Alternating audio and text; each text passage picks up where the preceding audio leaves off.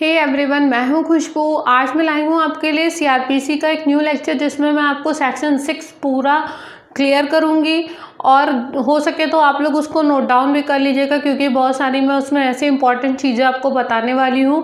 और मैं सेक्शन 6 का इसलिए एक प्रॉपर लेक्चर लेके आई हूं जिससे कि आपको आगे के सेक्शन बहुत ही ईजी वे में आपको क्लियर होते जाएं। और मैं आपको बता दूं कि जैसे कि सेक्शन 2 है और सीआरपीसी को कैसे पढ़ना चाहिए उसका सीआरपीसी का एक बेसिक लेक्चर भी मैं ऑलरेडी क्रिएट कर चुकी हूँ। तो जिसने भी अब मेरा वीडियो ना देखा हो तो आप मेरी प्लेलिस्ट में जाके वीडियो दे सकते हैं जिसका लिंक मैंने अपने डिस्क्रिप्शन में प्रोवाइड किया हुआ है, जिसमें मैंने आपको पूरा प्रॉपर सेक्शन 2 में कौन कौन से सब सेक्शन होते हैं सारी चीज़ें मैंने क्लियर की हुई हैं। सेकेंड थिंग इज़ कि मैंने अभी एक अपनी वेबसाइट क्रिएट की हुई है, ब्लॉग वेबसाइट, जिसमें मैंने डेली के कुछ अपडेट किए हुए हैं plus daily current affair update कर रही हूँ जो कि टोटली फ्री ऑफ कॉस्ट है। अगर कोई भी कुछ देना चाहता है तो मैंने उसका भी लिंक डिस्क्रिप्शन में प्रोवाइड किया हुआ है, आप वहाँ से कुछ दे सकते हैं जाके। सो चलिए स्टार्ट करते हैं। First of all welcome to my channel and जो भी मेरा वीडियो फर्स्ट टाइम देख रहे हैं सो प्लीज़ आप मेरे चैनल को लाइक एंड सब्सक्राइब करें, शेयर करें। जैसा कि आप देख रहे हैं आज का जो वीडियो है वो है बेसिकली सेक्शन 6 पे, जिसमें है कि constitution of the criminal court and office, that's mean कि जो आपका दंड न्यायालय है और कार्यालयों का गठन है, ठीक है, तो वो किस तरह से होना है, ठीक है। तो उस पर क्या आते हैं आपके 4 आते हैं। पहला तो आता है आपका सेशन कोर्ट आता है फर्स्ट, फिर आता है आपका judicial magistrate first class court यानी कि, और आपका मेट्रोपोलियन मजिस्ट्रेट यानी कि प्रथम वर्ग न्यायिक मजिस्ट्रेट एवं महानगर क्षेत्र के मजिस्ट्रेट, द्वितीय न्यायिक मजिस्ट्रेट यानी कि जुडिशियल मजिस्ट्रेट सेकंड क्लास, कार्यपालिक मजिस्ट्रेट यानी कि एग्जीक्यूटिव मजिस्ट्रेट। सबसे पहले तो मैं आपको बता दूं जो कोर्ट का एक जो हायरार्की होती है वो क्या होती है, ये तो मैंने अभी आपको एक छोटा सा रिव्यू दिया हुआ है। तो सबसे पहले तो मैं आपको बता दूं जो दंड न्यायालय होते हैं उसमें सबसे पहले जो सबसे टॉप पे होता है वो होता है आपका हाई कोर्ट, उसके बाद जो होता है डिस्ट्रिक्ट कोर्ट, ठीक है, फिर आता है आपका मजिस्ट्रेट कोर्ट, ठीक है। तो ये क्या होते हैं। उसके बाद जो आपका सुप्रीम कोर्ट होता है वो आपका जो होता है वो आपका फाइनल होता है, ठीक है। और प्लस सुप्रीम कोर्ट जो होता है वो आपका 2 तरह से काम करता है। पहला तो आपका जो सुप्रीम कोर्ट काम करता है वो करता है आपका इंटरप्रिटेट करता है, जो कि लॉज होते हैं हमारे, कोई भी लॉ होता है अगर उसमें कोई भी जब आप इंटरप्रिटेशन पढ़ेंगे तो उसमें कई सारे उसके टाइप्स दिए हुए हैं। तो जब मैं आपका इंटरप्रिटेशन का एक लेक्चर बनाऊंगी तो उसमें मैं आपको क्लियर करूंगी। दूसरी चीज़ मैं आपको ये बता दूं कि कोर्ट कभी भी लॉ नहीं बनाता है, वो आपका विधायिका लॉ बनाती है, ठीक है। लेकिन जो सुप्रीम कोर्ट होता है वो सुप्रीम कोर्ट क्या करता है, इंटरप्रिटेट करता है, ठीक है। सुप्रीम कोर्ट क्या करता है, इंटरप्रिटेट करता है। इसीलिए मैंने आपको क्या बताया, पहले हाई कोर्ट, फिर आपका आता है डिस्ट्रिक्ट कोर्ट, फिर आता है आपका मजिस्ट्रेट कोर्ट। ये तो आपका एक चीज़ हो गई। उसके बाद जो इनके वर्ग होते हैं यानी कि क्लासिफिकेशन अगर हम देखें कोर्ट का, तो एक तो आपका आता है सेशन कोर्ट, ठीक है। अगर हम सबसे पहले सेशन कोर्ट पे चलें तो सेशन कोर्ट भी जो आपका प्रैक्टिकली काम करता है वो 2 तरह से करता है। एक तो आता है आपका असिस्टेंट और एक आता है आपका एडिशनल। यानी कि अभी जब आप सेक्शन 9 पढ़ेंगे तो सेक्शन 9 में आपका ये पूरा दिया हुआ है कि जो आपका सेशन कोर्ट है उसमें ये 2 तरह के होते हैं, एक आपका होता है एडिशनल और एक होता है आपका असिस्टेंट, ठीक है। ये चीज़ हो गई।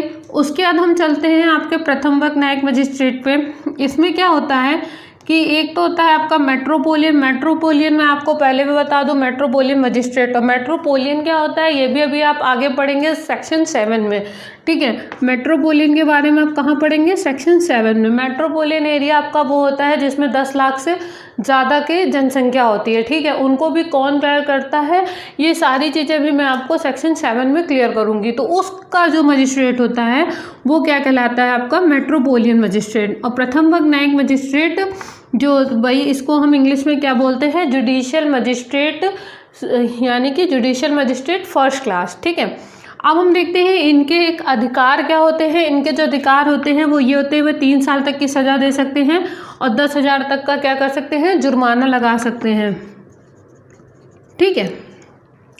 इन चीज़ों को चाहें तो आप नोट भी कर सकते हैं, बिकॉज ये बहुत ही इम्पॉर्टेंट चीज़ें हैं जो कि आप एक कंसोलिडेट डेटा बना सकते हैं, क्योंकि आपको बुक में तो ये चीज़ें मिल जाएंगी, लेकिन जो चीज़ें मैं बता रही हूँ अगर आप उस तरह से उसको नोट करेंगे तो आपका एक कंसोलिडेट डेटा तैयार हो जाएगा। क्योंकि ऐसे आप टुकड़ों में चीज़ें ढूंढ के अगर आप पढ़ेंगे तो उसमें बहुत ज़्यादा कन्फ्यूज़न हो जाती है। तो अगर आपका कोई भी ऑब्जेक्टिव क्वेश्चन, होता क्या है कि जो भी आपके सिविल जज के एग्ज़ाम होते हैं, जो कि आपके जुडिशल एग्ज़ाम होते हैं, तो उसमें आपके अकॉर्डिंग टू चैप्टर नहीं पूछा जाता है। उसमें क्या होता है कि आपका कोई भी चीज़ दो चीज़ों को मिला के एक क्वेश्चन बना दिया जाता है।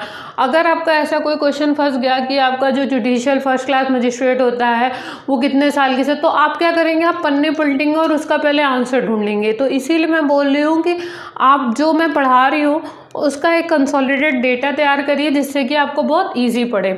उसके बाद हम चलते हैं जो कि है हमारा सेकेंड क्लास मजिस्ट्रेट, जो कि इसके पास क्या होता है, ये सबसे नीचे आते हैं जिनके पास सिर्फ 1 साल की सज़ा देने का टाइम मतलब कि राइट्स होता है और प्लस 5000 तक का जुर्माना। उसके बाद आते हैं हमारे एग्जीक्यूटिव मजिस्ट्रेट। एग्जीक्यूटिव मजिस्ट्रेट को हम समझेंगे कि आखिर ये कौन कौन होते। वैसे तो अभी हम आगे चीज़ों को पढ़ेंगे, लेकिन अगर मैं एक छोटा सा भी आपको रिव्यू जो दे रही हूँ, अगर हम उसके अकॉर्डिंग चले, चार्ट के अकॉर्डिंग, तो जो एग्जीक्यूटिव मजिस्ट्रेट होते हैं वो हमारे जो IAS एज आ IAS ऑफिसर ज्वाइन होते हैं यही होते हैं। लेकिन इसमें क्या होता है, 2 तरह से होता है। जो हमारा क्रिमिनल मैटर देखते हैं, ठीक है, वो क्या कहलाते हैं, एग्जीक्यूटिव मजिस्ट्रेट। लेकिन जो सिविल देखते हैं वो क्या कहलाते हैं, DM। तो अगर आप CRPC के अकॉर्डिंग चलेंगे, ठीक है, क्योंकि हम अभी CRPC पढ़ रहे हैं, तो यहाँ पे हम किसकी बात कर रहे हैं, यहाँ पे हम क्रिमिनल कोड की बात कर रहे हैं, ठीक है। तो क्रिमिनल में आप क्या पढ़ेंगे, यहाँ पे एग्जीक्यूटिव मजिस्ट्रेट, ठीक है। तो ये चीज़ आपको क्लियर हो गई। अब हम देखते हैं कि कौन किसके अंडर होता है, ठीक है। यहाँ पे हमने पढ़ लिया न्यायिक मजिस्ट्रेट भी पढ़ लिया, यहाँ पे हमने कार्यपालिक मजिस्ट्रेट भी पढ़ लिया, यानी कि हमने जुडिशियल मजिस्ट्रेट फर्स्ट क्लास और आपका मेट्रोपोलियन मजिस्ट्रेट प्लस आपका एग्जीक्यूटिव मजिस्ट्रेट, ये दोनों चीज़ें पढ़ ली। अब हम ये देखेंगे कि कौन किसके अंडर काम करता है, ठीक है। तो जो हमारा न्यायिक मजिस्ट्रेट होता है और ये जो हमारा कार्यपालिक मजिस्ट्रेट होता है, ठीक है, जो न्यायिक मजिस्ट्रेट होता है ये हाई कोर्ट के अधीन होता है, ठीक है, जिसको हम हिंदी में क्या कहते हैं कि उच्च न्यायालय के अधीन होता है, ठीक है। उसके बाद जो कार्यपालिक मजिस्ट्रेट होता है ये आपका किसके अधीन होता है, ये स्टेट गवर्नमेंट के। आपने अक्सर सुना होगा कि जो स्टेट गवर्नमेंट में CM होते हैं उन्होंने उनका क्या करा, ट्रांसफ़र कर दिया, उनको सस्पेंड कर दिया। तो ये सारी चीज़ें आप अक्सर सुना करते हैं कि DM का ट्रांसफ़र होता रहता है। क्यों? क्योंकि जो DM होते हैं, जो भी हमारे कार्यपालिक एग्जीक्यूटिव मजिस्ट्रेट होते हैं, वो किसके अंडर होते हैं, वो हमारे स्टेट के अंडर होते हैं, ठीक है। लेकिन जो न्यायिक मजिस्ट्रेट होते हैं वो किसके अंडर होते हैं, हाई कोर्ट के अंडर होते हैं। तो ठीक है, तो ये सारी चीज़ें अब मैंने आपको क्लियर कर दी हैं कि constitution of criminal courts and office, ठीक है, सेक्शन 6 और भी बहुत सारी चीज़ें हैं। यानी कि अब मैं जो आगे जो भी आपको भी बताऊंगी इसके बाद, वो ये है कि जो आपके क्रिमिनल कोर्ट्स हैं उनको किस तरह से बनाया जाता है, ठीक है। तो वो चीज़ें मैं आपको बताऊंगी। तो ये तो आपको क्लियर हो गया कि जो सेशन कोर्ट है वो भी अब सेक्शन 9 में पढ़ेंगे कि सेशन कोर्ट किस तरह से काम करता है, एडिशनल और असिस्टेंट, और क्या किसकी क्या पावर होती है, अभी मैं आपको आगे बताऊंगी। प्लस आपने ये भी पढ़ लिया कि आपका जो फर्स्ट क्लास जुडिशियल मजिस्ट्रेट होता है वो कितने साल तक की सज़ा दे सकता है, कितने तक का जुर्माना दे सकता है। जो आपका सेकंड क्लास मजिस्ट्रेट होता है वो कितने साल तक का जुर्माना दे सकता है। जो आपका एग्जीक्यूटिव मजिस्ट्रेट होता है, ठीक है, तो उनकी पहचान हम किस तरीके से करते हैं, कौन उनकी पोजीशन डिसाइड करता है। प्लस जो आपका न्यायिक मजिस्ट्रेट है वो किसके अंडर आता है, कार्यपालिक मजिस्ट्रेट जो होता है वो किसके अंडर आता है, ठीक है। तो अब हम अपने आगे के लेक्चर पे चलते हैं, जो कि है कि क्रिमिनल कोड का जो गठन है, यानी कि दंड न्यायालयों का जो गठन है वो किस तरह से होता है। जैसा कि मैं आपको बता रही थी कि अभी तक मैंने आपको ये बताया है कि दंड न्यायालय के जितने भी वर्ग होते हैं वो कौन कौन से होते हैं, ठीक है। लेकिन अब मैं आपको जो बताने वाली हूँ वो ये बताने वाली हूँ कि दंड न्यायालयों का जो गठन है, यानी कि जो बनते हैं हमारे क्रिमिनल कोर्ट्स, तो वो किस तरह से बनते हैं, ठीक है, उसमें क्या क्या आता है, किस तरह से बनते हैं। जो उनके क्लासिफिकेशन थे वो तो अलग थे, लेकिन वो बनते किस तरीके से हैं। तो पहला तो आता है आपका सेशन कोड, जिसमें मैं आपको पहले ही बता चुकी हूँ, एक होता है आपका एडिशनल और एक होता है आपका असिस्टेंट। ठीक है, ये 2 तरीके से प्रैक्टिकली काम करते हैं, जो कि आपको किस में मिलेगा है, सेक्शन 9 में अभी जब आप पढ़ेंगे तो। उसके बाद आता है न्यायिक मजिस्ट्रेट, जो कि मैंने आपको पहले ही बताया है, जो किसके अधीन होता है, हाई कोर्ट के अधीन होते हैं। ठीक है, उसके बाद आता है चीफ न्यायिक मजिस्ट्रेट, जिनको हम बोलते हैं मुख्य न्यायिक मजिस्ट्रेट, जिन्हें हम बोलते हैं। ठीक है, उसके एक होता है जो स्पेशल होता है, यानी कि विशेष न्यायिक मजिस्ट्रेट होता है। उसके बाद आता है महानगर मजिस्ट्रेट के न्यायालय, यानी कि जो कि आपके महानगर एरिया होते हैं वहाँ पे बैठते हैं। ठीक है, उसके बाद आता है विशेष महानगर मजिस्ट्रेट। देन आता है आपका कार्यपालक मजिस्ट्रेट। तो ये भी आपके किस तरह से होते हैं, ये आपके 2 डिवाइड होते हैं। एक तो होता है जिला मजिस्ट्रेट न्यायालय और दूसरा होता है उपखंड मजिस्ट्रेट न्यायालय। ठीक है, उसके बाद आता है आपका विशेष कार्यपालक मजिस्ट्रेट के न्यायालय, यानी कि जो आपका क्रिमिनल कोर्ट बनता है वो आपका कैसे बनता है, वो आपका 8 तरह से बनता है। ठीक है, जिसको अभी आप, ये तो आपका मैंने एक कंसोलिडेटेड डेटा बताया हुआ है।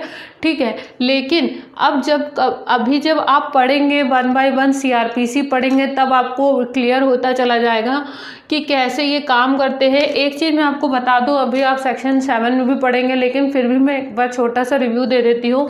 पहला तो ये मैंने आपको सेशन कोर्ट का बता दिया। एक चीज़ मैं और बता दूँ कि जो न्यायिक मजिस्ट्रेट होते हैं या जो ये महानगर मजिस्ट्रेट होते हैं, तो अगर इसमें कुछ भी चेंजेस होता है, लेकिन उसके जो प्रीवियस जो भी केसेस होते हैं, यानी कि चेंजेस के पहले कोई भी केस होता है जो कि पेंडिंग होता है, तो वो उसी तरह से ही आगे बढ़ाया जाता है जिस तरह से होना चाहिए। ठीक है, यानी कि प्रीवियस रूल के अकॉर्डिंग। जैसे कि महानगर मजिस्ट्रेट का न्यायालय है और कुछ टाइम बाद जो क्या होता है कि महानगर नहीं रह जाता है, लेकिन उस टाइम पे जो भी मजिस्ट्रेट अपॉइंट होगा या कोई भी अगर आता है, तो वहाँ पे किस तरह के रूल चल रहे होंगे, महानगर जैसे। ठीक है, तो वहाँ पे क्या होता है कि अगर कोई भी केस पेंडिंग है, ठीक है, तो अगर कोई भी चेंजेस होता है आपके मेट्रोपॉलिटन एरिया में, तो उसमें क्या होता है कि उसमें प्रीवियस रूल्स के अकॉर्डिंग ही केस चलते रहते हैं। ठीक है, तो ये आपके क्या है कि ये आपका पूरा एक तरीका है किस तरह से कोर्ट आपके बनते हैं, किस में क्या क्या अंडर क्या क्या होता है। तो ये अभी जब आप आगे CRPC पढ़ेंगे तो आपको 1 बाय 1 हर एक चीज़ क्लियर होती चली जाएगी। इसीलिए मैंने सेक्शन 6 को जो है एक अलग से आपको पूरा लेक्चर क्लियर किया हुआ है, कि जिससे कि आप प्रॉपर अपने एक नोट्स बना लें कि किस तरह से आपको सेक्शन 6 को पढ़ना है। जैसे कि मैंने अभी आपको पहले भी उसके वर्क के बारे में बता दिया है, उसके बाद ये भी बता दिया है कि इसके नीचे कौन क्या क्या होता है। ठीक है, जैसे कि आपका न्यायिक मजिस्ट्रेट आता है, उसके बाद मुख्य आता है, उसके बाद विशेष आता है, फिर महानगर आता है, फिर महानगर में भी विशेष आता है, फिर जो आपका कार्यपालक होता है, यानी कि जो आपका एग्जीक्यूटिव मजिस्ट्रेट होता है, उसमें भी 2 आता है। ठीक है, एक तो आपके आते हैं जिला मजिस्ट्रेट, दूसरे आते हैं आपके उपखंड मजिस्ट्रेट। उसके बाद इसमें भी आपका जो आता है वो एक स्पेसिफिक एग्जीक्यूटिव मजिस्ट्रेट होता है, यानी कि जिसको हम हिंदी में कहते हैं विशेष कार्यपालक मजिस्ट्रेट। ठीक है, तो ये चीज़ें आपको समझना इसलिए बहुत ज़्यादा ज़रूरी है, बिकॉज अभी जब आप आगे CRPC पढ़ेंगे तो उसमें आपको हर एक चीज़ 1 बाय 1 क्लियर होती जाएगी। क्यों? क्योंकि आप इसके सारे क्लासिफिकेशन, सारी चीज़ें, टाइप्स ऑफ कोड, सारी चीज़ें आप उसको एक वीडियो में पढ़ चुके हैं। तो जब आप 1 बाय 1 सेक्शन 7 पढ़ेंगे, सेक्शन 8 पढ़ेंगे, सेक्शन 9 पढ़ेंगे, आगे आप जैसे जैसे पढ़ते जाएंगे तो आपको हर एक चीज़ क्लियर होती चली जाएगी। अभी एक बार मैं एक छोटा सा रिव्यू भी आपको दे चुकी हूँ कि कौन से किस तरह के कोड होते हैं, क्या क्या उनके क्लासिफिकेशंस होते हैं। तो अगर किसी को कोई भी कन्फ्यूज़न हो या कुछ भी हो तो आप मुझे कमेंट सेक्शन मेंशन कर सकते हैं। और प्लीज़ आप एक बार मेरी वेबसाइट पे विजिट ज़रूर करिएगा, वहाँ पे आपको GK के क्विज, लॉ के क्विज, डेली करंट अफेयर के क्विज, सारी चीज़ें आपको वहाँ पे मिल जाएंगी, जिसका लिंक मैंने अपने डिस्क्रिप्शन में प्रोवाइड किया हुआ है। एंड अगर आप सब्सक्राइब करते हैं तो आपको डेली मैं डेली जैसे जैसे क्विज अपलोड करती जाऊँगी, तो अगर आप भूल जाते हैं वेबसाइट का नाम तो आपको ईजिली नोटिफिकेशन मिल जाएगा। So thank you so much for watching this video.